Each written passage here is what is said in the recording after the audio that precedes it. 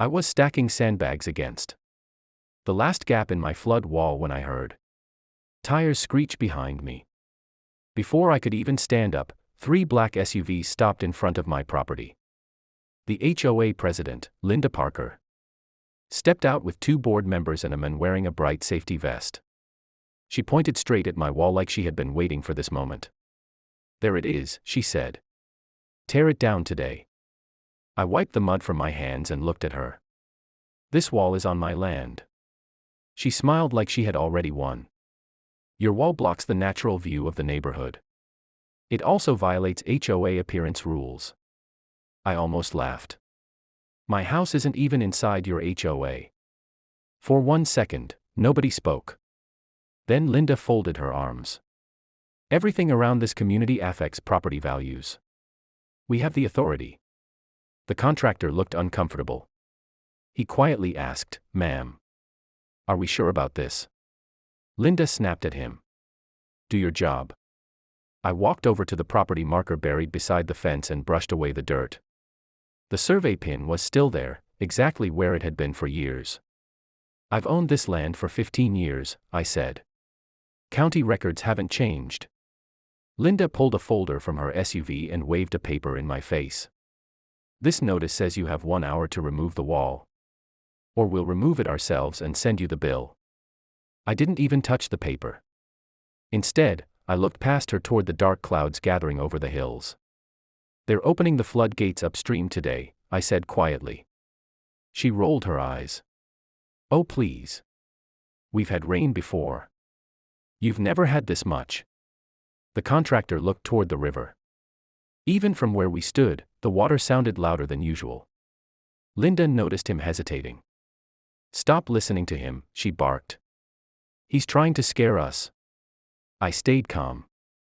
"My engineer designed this wall after the flood 5 years ago. It doesn't protect just my house. It slows the water before it reaches your street." One board member laughed.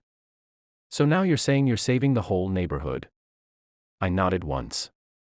"I'm saying you're about to destroy the only thing standing between that river and your front doors." Linda clapped her hands. "Enough." She turned to the contractor. "Bring in the excavator." The engine started. Steel tracks rolled toward my flood wall. At that exact moment, my phone buzzed. It was a text from someone I hadn't heard from in weeks. "The emergency water release has started early. Get ready. You have less than 20 minutes." I read it twice. Then I looked back at Linda. "You still have time to stop this." She smiled. "No, you do." The excavator's bucket slowly lifted into the air, and far behind all of us, a deep warning siren echoed across the valley. One long blast. Every bird in the trees took off at once.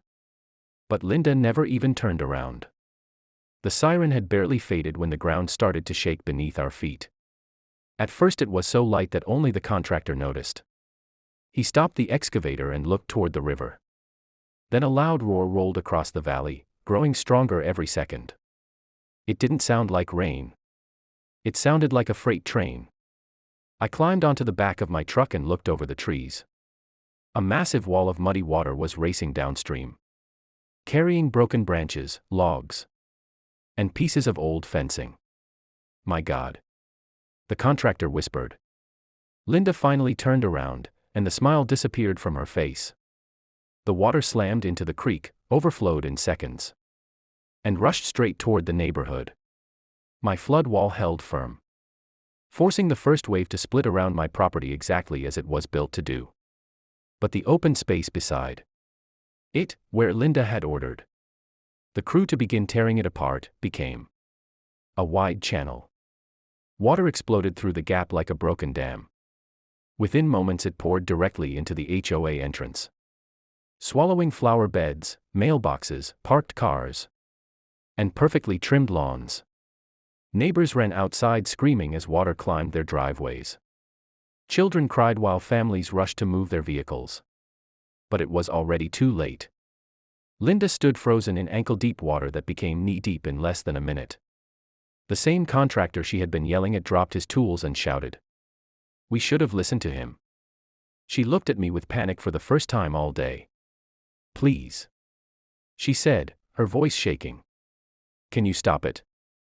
I looked at the flood wall she had tried to destroy. Then back at the neighborhood disappearing under muddy water. I warned you, I said quietly. Water doesn't care about HOA rules. And just as emergency sirens echoed from the highway, another convoy of vehicles turned onto the street. But these weren't rescue crews. They were county investigators.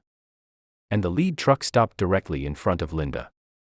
One man stepped out, held up an official badge, and asked a question that made every HOA board member go completely silent. Who gave the order to damage this certified flood barrier?